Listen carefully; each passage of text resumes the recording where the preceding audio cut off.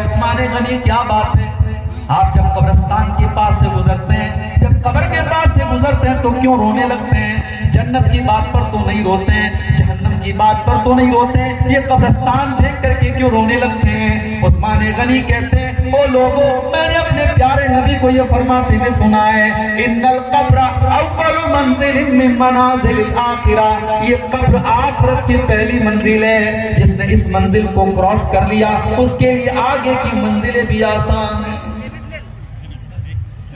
قبر کو دیکھ کر عثمان غنی ہونے لگے۔ صحیح مسلم کے الفاظ ہیں، اللہ کے پیارے نبی کھچر کے اوپر سوار ہو کر کے جا رہے ہیں، اچانک راستے میں آپ کا کھچر بھی دکنے لگا، اور حدیث کے الفاظ ہیں ایسا لگ رہا تھا کہ کھچر آپ کو گرا دے گا۔ آپ نے صحابہ سے پوچھا یہ جگہ کون سی ہے؟ بتایا گیا کہ یہ قبر، یہاں پر قبریں ہیں کچھ۔ آپ نے پوچھا کس کی قبریں ہیں؟ پتہ لگا کہ مشرکوں کی قبریں ہیں، ان لوگوں کی قبر ہے جو شرک کر کے دنیا سے گئے تھے۔ آپ نے فرمایا ان هذه الامه تبتلى في قبورها، او لوگوں میری امت کو قبر کے اندر آزمایا جائے گا، قبر کے اندر امتحان لیا جائے گا، قبر کے اندر سوال و جواب کیا جائے گا، اور اگر مجھے اس بات کا ڈر نہ ہوتا کہ تم اپنے مردوں کو دفن کرنا بند کر دو گے تو میں اللہ سے دعا کرتا کہ وہ تم کو عذاب قبر کی آواز سنا دے۔ مردے کو جب قبر کا عذاب دیا جاتا ہے تو وہ آواز تم کو سنا دی جائے، مگر ایک بار اگر تم نے وہ آواز سن لی تو تم اپنے رشتہ داروں کو دفن کرنا بند کر دو گے، اپنے بیٹے کو دفن کرنا بند کر دو گے، اپنے باپ کو دفن کرنا بند کر دو گے۔ میرے پیارے ساتھیوں، آج فکر آخرت کی ضرورت ہے، آج یہ سمجھنے کی ضرورت ہے کہ یہ دنیا فنا ہو جائے گی اور اصل زندگی آخرت کی زندگی ہے۔ اس دنیا سے ہمیں کچھ لے کر کے نہیں جانا ہے۔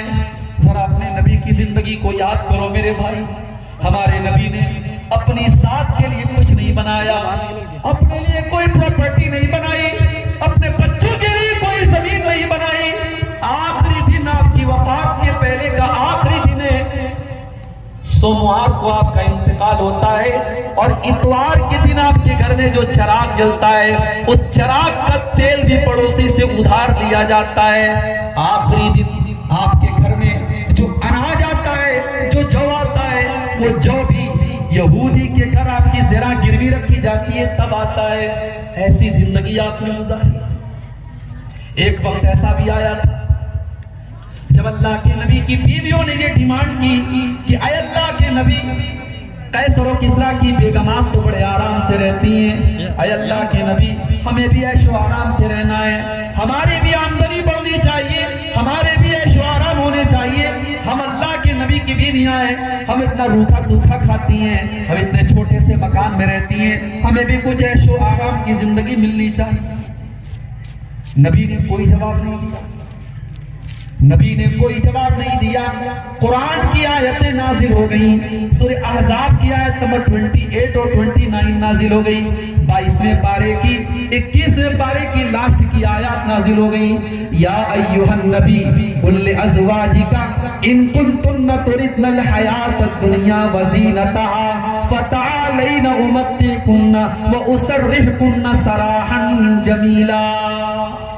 اے نبی اپنی بیویوں سے کہہ دیجئے، اے نبی اپنی بیویوں سے کہہ دیجئے، اگر تم کو دنیا کا عیش و آرام چاہیے، تم کو دنیا کی زندگی چاہیے اور دنیا کی چمک دمک چاہیے تو آ جاؤ، میں تم کو پیسہ بھی دے دیتا ہوں، کپڑا لتا بھی دے دیتا ہوں اور دنیا کی دولت بھی دے دیتا ہوں، لیکن پھر تم نبی کے گھر میں نہیں رہ سکتی ہو، پھر یہاں سے تم کو جانا پڑے گا، میں تم کو طلاق دے دیتا ہوں، میں تم کو رخصت کر دیتا ہوں، تم نبی کے گھر میں رہ کر کے دنیا دار نہیں بن سکتی۔ وَإِن كُنتُنَّ تُرِدْنَ اللَّهَ وَرَسُولَهُ وَالدَّارَ الْآخِرَةَ فَإِنَّ اللَّهَ أَعَدَّ لِلْمُحْسِنَاتِ مِنكُنَّ أَجْرًا عَظِيمًا۔